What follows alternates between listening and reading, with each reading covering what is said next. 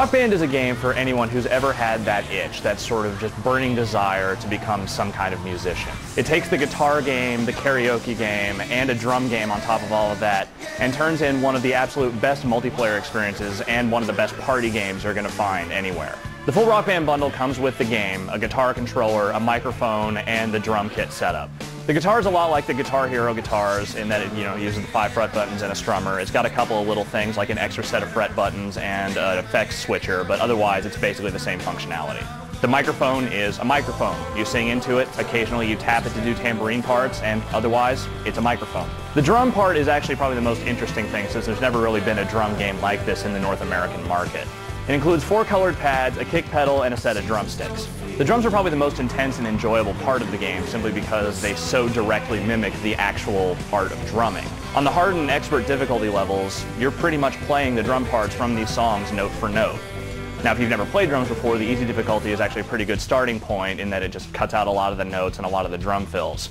But if you actually play the drums and you start playing this stuff on hard and expert, you might even find yourself just a little bit flummoxed at how exact and precise a lot of the drum parts are.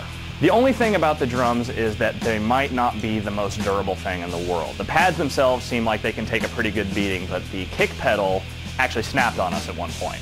Granted, we have some other kick pedals and none of those ever broke, but there is a potentiality if you've got someone with a real thrashy foot that you could snap that thing in half. We also had one of the retail microphones come out of the box busted, and then it just would not register notes properly and kept cutting in and out, so that's something to watch out for as well. So the drumming is difficult, the guitar part is basically Guitar Hero, and the microphone involves karaoke like all the other karaoke games out there. That might not sound super special, but when you bring all these instruments together into one 4-player co-op game, something really magical comes out of it. This isn't like the co-op mode in Guitar Hero where, it sort of feels more like you're playing next to someone than with them. When you get into the multiplayer here, it's like you're actually playing as a band as much as you can within the context of a game. The drummer really does drive the music. If you have a bad drummer, you're going to screw up everyone else who's playing. If you have a good drummer, you can lock into a really nice groove, and it just makes even playing the bass kind of exciting at times.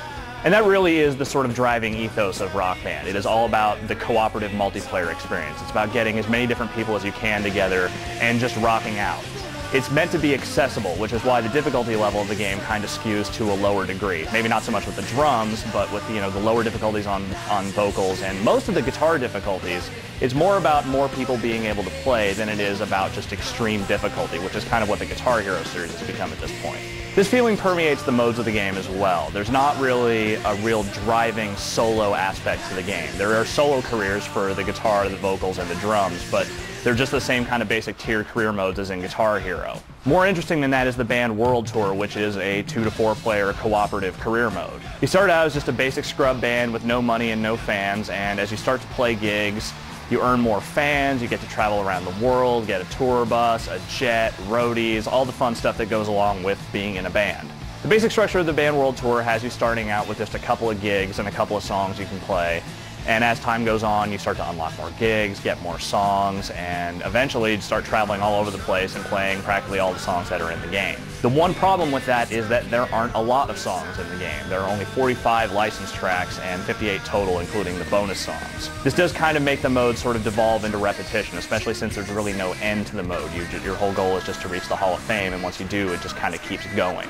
At least the track list is mostly really solid, and the vast majority of the songs are original master tracks from the original artists and not covers. There are a lot of big name hits in this game from bands like Smashing Pumpkins and Nirvana, the Ramones, Black Sabbath, David Bowie, and the like. It spans a lot of different genres, a lot of different eras of rock, and there's a pretty nice variety there. Even the songs you don't know, they're still fun to play. It's just that, when you're getting into some of the harder areas of the Band World Tour mode, it's really difficult to kind of have these songs come in that you just don't know the vocals for or even have any sense of really what the rhythm is for them. The good news is that Rock Band plans to offer quite a bit of downloadable content over time. The only real bummer about the Band World Tour mode is that you can't actually play it online. It has to be local multiplayer at this point. There is online co-op play for up to 4 players, but it's just quick play. It's just a quick match to get a high score, and that's about it. There is also some basic head-to-head play for each of the different instruments, but that's pretty standard stuff. It's fun, but not special.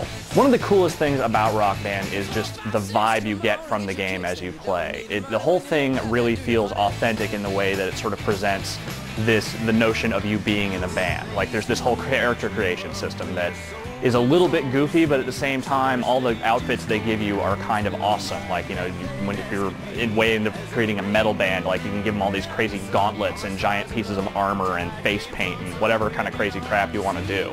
Admittedly, the barrier for entry with Rock Band is rather high. You need to be willing to pony up $170 for all the hardware and a game that is primarily very much multiplayer focused, meaning that if you don't have people you can bring over on a regular basis to play, it might not be quite as interesting.